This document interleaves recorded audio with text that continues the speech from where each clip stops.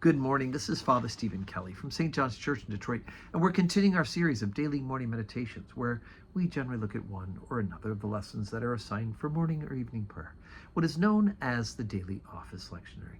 Today for Thursday, we're going to continue looking at the story of Jesus with the Samaritan woman by the well. Yesterday at evening prayer, we had the story from John's Gospel. We began it. Jesus encounters this woman.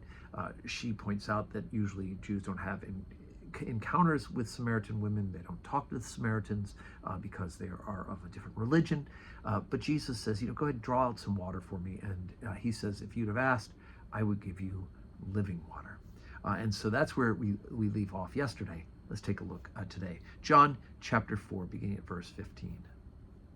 The woman saith unto him, Sir, give me this water, that I thirst not, neither come hither to draw.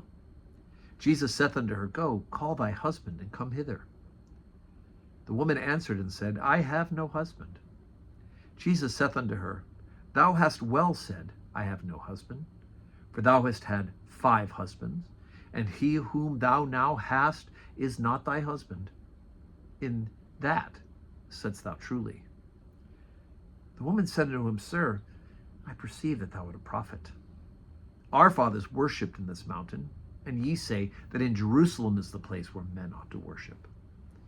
Jesus saith unto her, Woman, believe me, the hour cometh, when ye shall neither in this mountain, nor yet in Jerusalem, worship the Father. Ye worship ye know not what? We know what we worship, for salvation is of the Jews. But the hour cometh, and now is, when the true worshipers shall worship the Father in spirit and in truth, for the Father seeketh such to worship him.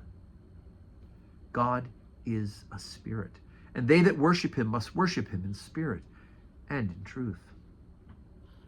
The woman saith unto him, I know that Messiah cometh, which is called Christ. When he is come, he will tell us all things. Jesus saith unto her, I that speak unto thee am he. So, in a remarkable just 9 verses, we go from Jesus pointing out the fact that this woman is an adulteress, right? She's had 5 husbands and she's committing adultery with somebody who's not her husband, right? And then the woman kind of changes the subject real quickly. She says, well, I perceive you're a prophet. How else would he know these things, right? But then she just goes into, hey, speaking of which, you folks don't know what you're talking about, because we, the Samaritans, we have the real religion. You say you should, worship on this. We say worship on this one. You say worship in Jerusalem. Jesus, he shakes up her whole world. And he says, the hour is coming and now is when the true worshipers shall worship the Father in spirit and in truth, right? And remember, Jesus says, I am the way, the truth, and the life. And so we have this image of worshiping the Father through Jesus Christ, who is the truth, and of course, the Spirit himself, right? God, the Holy Spirit. So we do have a nice little Trinitarian reference to it. But the really remarkable thing about this story is that it's this woman, the Samaritan woman, the adulteress, right? The one who's in a false religion and committing adultery.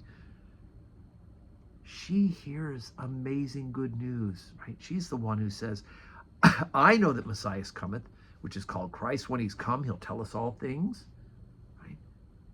And she is the first to hear Jesus from his lips acknowledge that he is in fact the Christ, the Messiah.